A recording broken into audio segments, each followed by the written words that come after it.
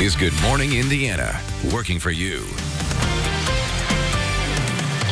The time right now is 4:27 here. We finally made it to Friday. Thanks for waking up early with us here on RTV6. I'm Lauren Casey. And I'm Meredith Barrick. We begin with the story we have been following all week. Now, what is going to happen with IPS and their transportation department and possibly hundreds of bus drivers? Yeah, we're learning more about this contract change that IPS approved in their meeting last night. They are switching to a new company to run their transportation system. And so the employees that work for the current company or the school district will need to reapply to this new company, and so they're wondering how many of them will be able to retain their positions, what that's going to look like for those drivers and staff members. So we're going to be updating you on that story, as well as looking at two schools in the IPS system that have F grades, the fate of those two schools. Yes, we will keep you updated on that story throughout the morning. We want to bring in our Alyssa Donovan now, though, for a check at our weather. It is finally the end of January. It is finally the weekend, yes. And we have some sunshine in store. Yeah, so a little bit of sunshine is coming our way. Today, we could see maybe a little peak of sun this afternoon, but we are going to start again cloudy this morning, and then we do have a small chance of rain or snow about mid-morning coming through. If we do see any of that, it will be very, very light, and then we are going to see those temperatures just a smidge warmer than we have seen the rest of the week, into the upper 30s and low 40s. So we're starting that small warming trend. We're going to continue it as we head into the weekend. Tomorrow, we're going to see clearer conditions, maybe a shower or two midday, and then we are going to see those temperatures continue to climb. By Sunday, we are into the mid-50s, and that's when we are going to see the most sunshine that we've seen in several days. So that's going to be a welcome day. Sunday is the day to get outside and do some things. I'm planning a long walk that day. That's the day to do it. Yeah, looking forward to getting some fresh air. Okay, so another story we're following for you today has to do with the baby boxes. We talked about these earlier this week after we made a connection to a little girl that was adopted by a family who'd been waiting to complete their family. Well, good news for people in Johnson County down in Greenwood. They are unveiling their new baby box. Yeah, so our Kelsey Anderson will have a little bit more about how Indiana is leading the way in these baby boxes and how they are providing a safe and surefire way for parents to drop off their babies, make sure they're safe, make sure they're taken care of, and they won't be prosecuted for doing so. Yeah, it helps with those situations where we just find babies in terrible places because people can't take care of them. So this hopefully will help to save more lives. Another story we have for you today is in the Super Bowl spirit, and we got a good chuckle out of this one. Yeah, so who do you got? Yeah. Now that sports betting in Indiana is legal, a lot of people putting money on a certain team. Well, we're going to check in with Fiona, the hippo at the Cincinnati Zoo. We're going to see who she thinks is going to take home the Lombardi Trophy this weekend. That's coming up. This is Good Morning Indiana, working for you. Now at 4:30, Indianapolis Public Schools makes a big decision causing layoffs for bus drivers and other transportation workers. A look at what's next for hundreds of employees affected. The Wuhan coronavirus being declared a global health emergency. The precautions local hospitals are taking as the virus continues to spread. And Indigo is planning a big overhaul to their busing service. The concerns riders have over the new route changes. 4:30 on your Friday morning. Thanks for joining us. I'm Meredith Barrick. And I'm Lauren Casey. Alyssa Donovan is with us this morning, helping us plan ahead for our weekend. And as we start Friday, what do people need to know? So this morning we're starting again a cloudy day. We are going to start to see some rain or snow coming in mid-morning. This isn't going to be a huge snow event, but you might notice that as you step outside today, as you're driving this morning, especially areas to the south, you're going to start to see that in the next couple hours here. Temperatures starting in the 30s again today, 33 right now in Indianapolis. So a cool start, but still a little bit above average to start. You can see we do have those showers and a few snow showers coming in to the southwest this morning from a system that's moving through. That's going to continue to push in throughout our day. Most of that activity is going to be really midday, starting mid-morning across the area, and it's not going to last very long, really just into the early afternoon. afternoon, and then we will start to see that taper off. So as we head through the morning, you can see on TrueCast, we're starting with those cloudy skies, and then we will start to see some snow showers, maybe some rain showers moving in as well through mid-morning, and then by the afternoon, that's quickly moving out, and we're left with some cloud coverage still. So just a quick little hit throughout our day, and then we are going to see things calm down. We could see maybe a rain shower tomorrow, but most of the weekend is looking dry. Today, starting in the 30s this morning, high 30s by the afternoon. A few areas to the south could be into the low 40s with cloudy skies and that mid-morning shower possible across central Indiana. All right, Alyssa, thanks so much. Here is a live look right now at traffic. We're keeping a close eye on those roads as you head out the door on Friday. This is a look at I-465 and West 21st Street. Over to the west, everything here is moving along up to speed. No delays or crashes to slow you down. So let's take one more look from our INDOT traffic camera. This is on the northeast side of town, I-465 and Pendleton Pike. You can see traffic's moving along up to speed, both northbound and southbound. We'll continue to keep you updated on any crashes or delays. Who are we? Ask me! Who are we? Ask me! Dozens of IPS school bus drivers chanting in disappointment after the school board voted to approve a new transportation contract. The School Board of Commissioners decided in last night's meeting to change from the district and Durham School Services to a company called First Student. The change impacting the jobs of hundreds of bus drivers and transportation workers. The new contract will begin July 1st with all of IPS's 305 bus routes being run exclusively by First Student, saving the district $7 million. IPS says 135 employees directly employed by the district will be laid off after summer school in June. The district says they will have an option to apply for jobs with the new company. At the meeting, a representative for First Student told the board the bus drivers and attendants would be considered part-time employees and offered a 4-hour work minimum. Union leaders representing both IPS and Durham transportation staffers say that won't cut it, as drivers are currently full-time with benefits. You won't be able to retain employees working 2 hours. So even if they wanted that, they wouldn't have employees that would stay. They'll be hiring on a regular basis. So it does the community disservice, and it does the families and the employees that work here a disservice. The district released this statement saying the IPS Board of School Commissioners approved a contract with First Student Transportation that will improve the quality and reliability of transportation for our students and provide increased peace of mind for families. We value our employees and their loyal service and will work cooperatively with First Student to help all successful teammates find a new job within the company. Also at the meeting, the board reviewed a recommendation to put 2 IPS schools through innovation restarts for the 2020-2021 school year.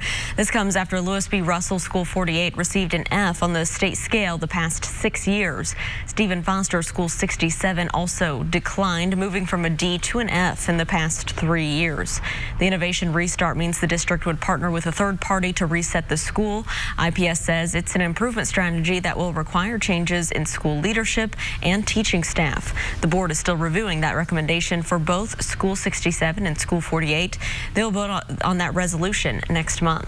A man charged in connection to the 2018 murder of Boone County Deputy Jacob Pickett will spend 48 years in prison.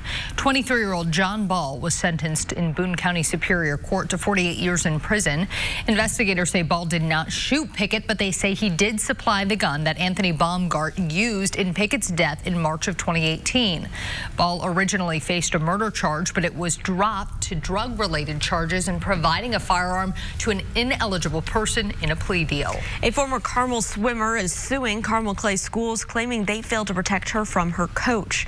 Former Carmel High School swim coach John Goals is serving more than 16 years in prison for exploiting the then 17-year-old student and possessing child pornography. The woman, now 18, filed a lawsuit against the district in federal court on Wednesday. The suit alleges that the school officials failed to protect her from Goals, despite warnings that he was having inappropriate relations with female swimmers.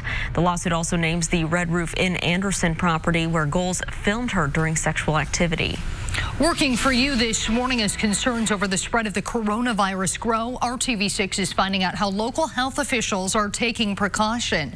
At Franciscan Health, procedures are in place to monitor and screen patients who may have traveled outside of the country and were potentially exposed to the virus. Wuhan, China is the epicenter of the outbreak. The precautions include keeping a patient suspected of having the virus quarantined until testing is complete. I mean, I think this is getting a lot of attention, and understandably, there's a lot of concern around the globe in trying to prevent it from spreading any more than it already has.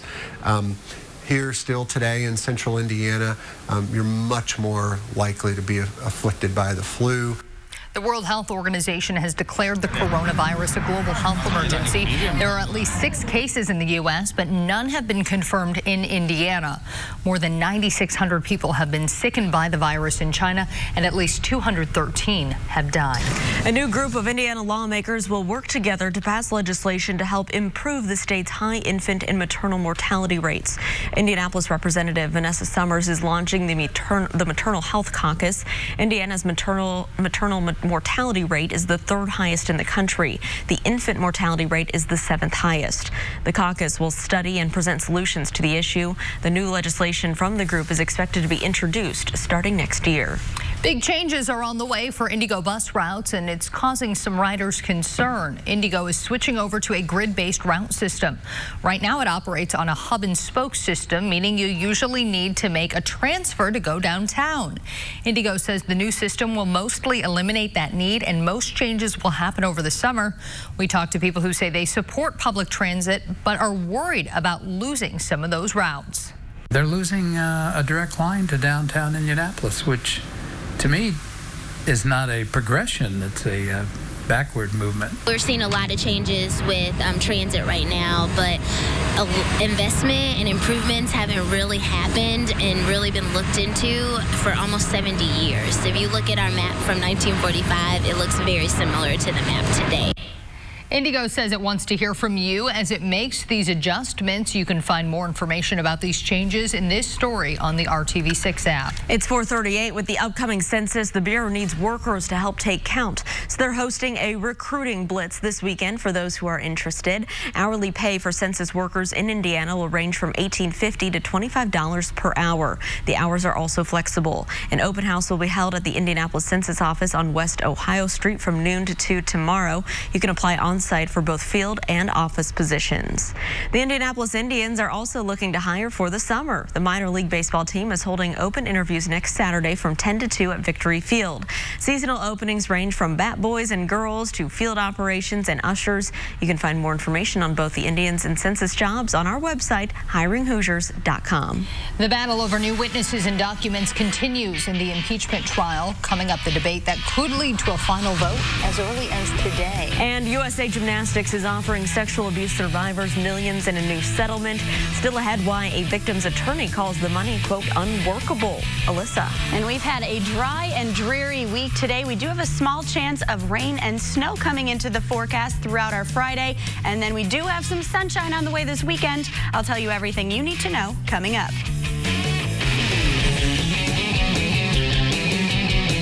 Mother Cruncher chicken sandwiches. Get Rallies delivered. Welcome back. It is 4:42 on your Friday. Here's a live look over on the east side, I-70 and Sherman Drive. Traffic is moving along up to speed, both eastbound and westbound. No delays to slow you down. It is a pivotal day in the impeachment showdown as Democrats scramble to see if they can get enough votes for new witnesses. This after a key Republican senator said late last night he's not going to vote for new testimony. ABC's Megan Tevrizian is in Washington with the latest. Key Republican senators weighing in overnight on the issue of witnesses, signaling to Republicans the impeachment trial may soon be over. They are really grasping at straws at this point, and it's time to vote.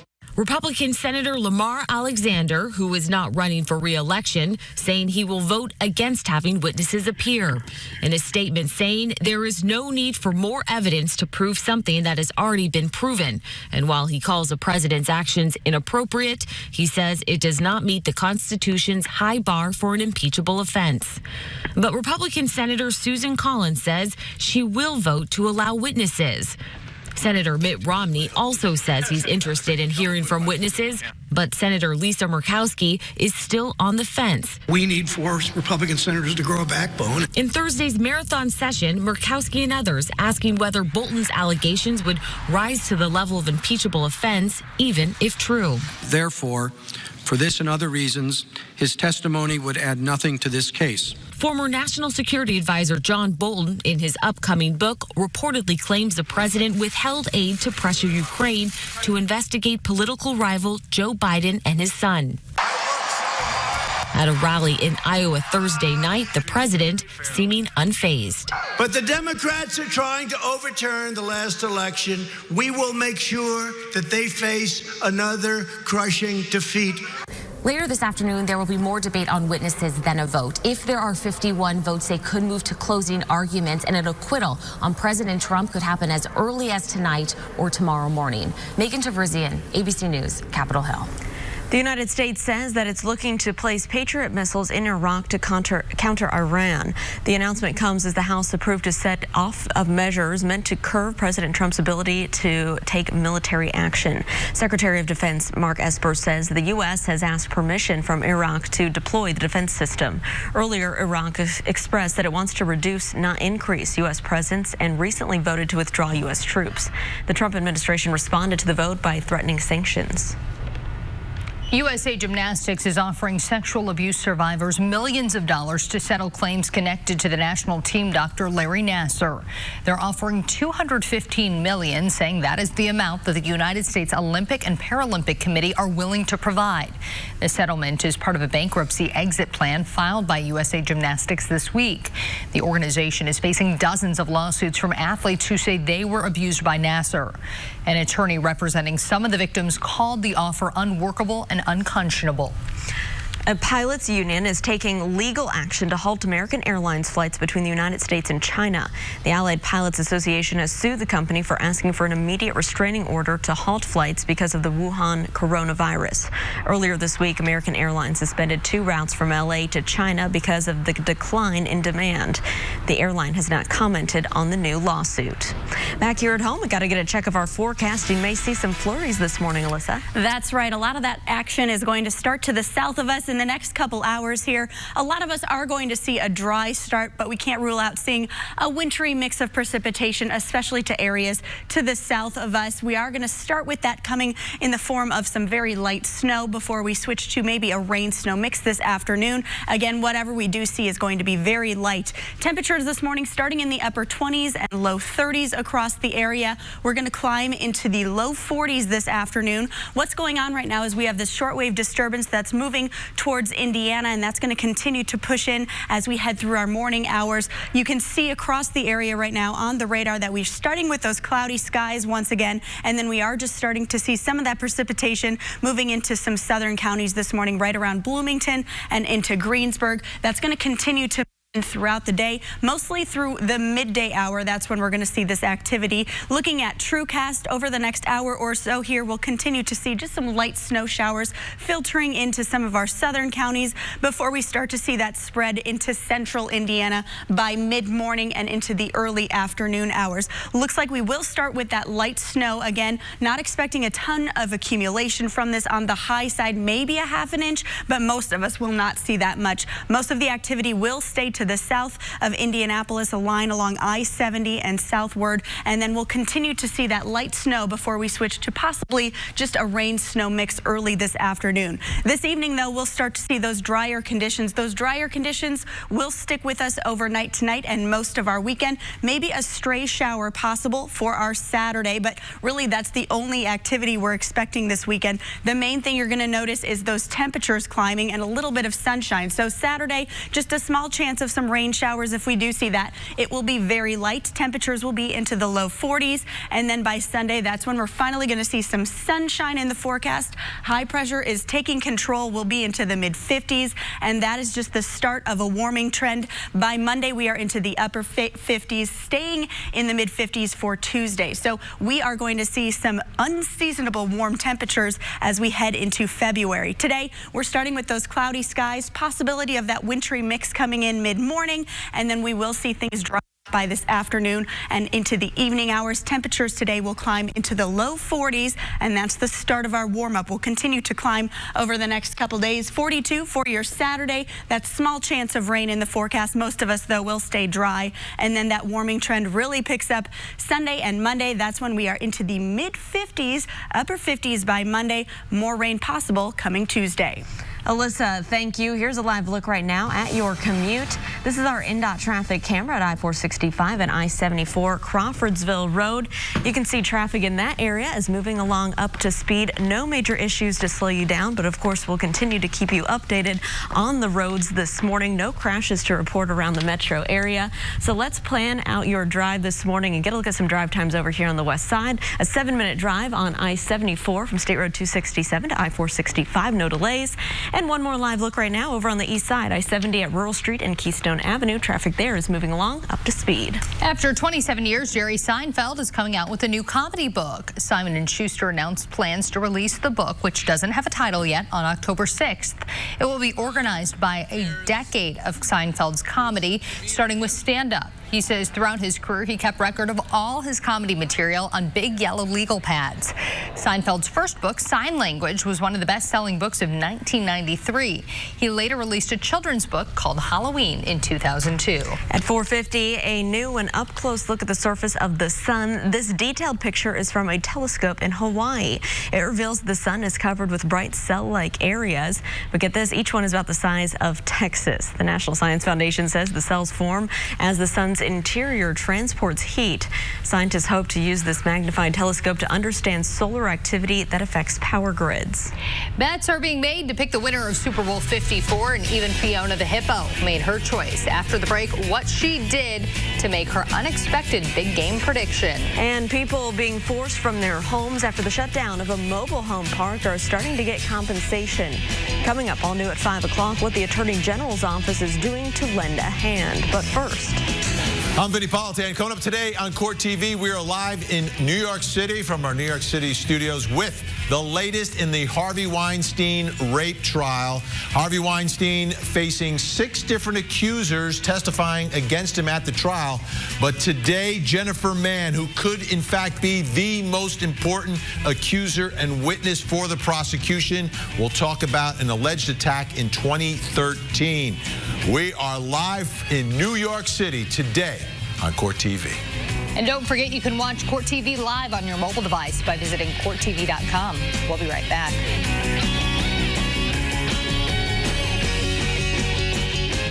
Team 6 working for you. welcome back. It's 4:55 on your Friday. Here's a live look on the southeast side at traffic at I-465 and Arlington Avenue. No crashes to report in this area. We'll continue to keep our eyes on your roads and keep you updated on any delays. Odds makers in Vegas think the Kansas City Chiefs will win Super Bowl 54 this weekend, but Fiona the Hippo disagrees. The Cincinnati Zoo's most famous resident made her pick for Super Bowl champion, and it didn't quite go as expected. Fiona literally vomited on the buoy designated for the Chiefs, making her pick the San Francisco 49ers. We don't know if she's a 49ers fan, if she really dislikes the Chiefs, or she just ate breakfast too fast. And if you are eating breakfast right now, we are sorry. So sorry for that. Well, she's like, not the Chiefs. Okay, you are a former Kansas City resident, so we know who you're rooting for. Duh, Chiefs. I am a Chiefs fan. Yeah. I'm also a Fiona's Colts fan. not. If the Colts were in the Super Bowl versus the Chiefs, I'd have a really tough decision to make, but they're not, so go Chiefs. Yes. And I think Fiona was wrong. Sorry. Yeah. Yes. You don't want to disagree with a hippo. Yeah. I feel like it's bad luck, but I do. We are going to see some really nice conditions on Super Bowl Sunday, so you might want to get out for a walk before the big game. Temperatures will be into the mid-50s. We do have a bit of a warming trend that will start off, and we'll see some sunshine. Today, though, we are going to see the potential of a wintry mix. We're going to start with some light snow for areas to the south, and then we'll switch over to that rain-snow mix this afternoon. If we do see any accumulation, it will be very light, less than a ½ inch for many of us. Temperatures today in the low 40s. Tomorrow, mostly dry. Small chance of rain for your Saturday, and then we start those nice conditions on Sunday. Those stick with us into Monday. By Tuesday, more chances of rain in the forecast.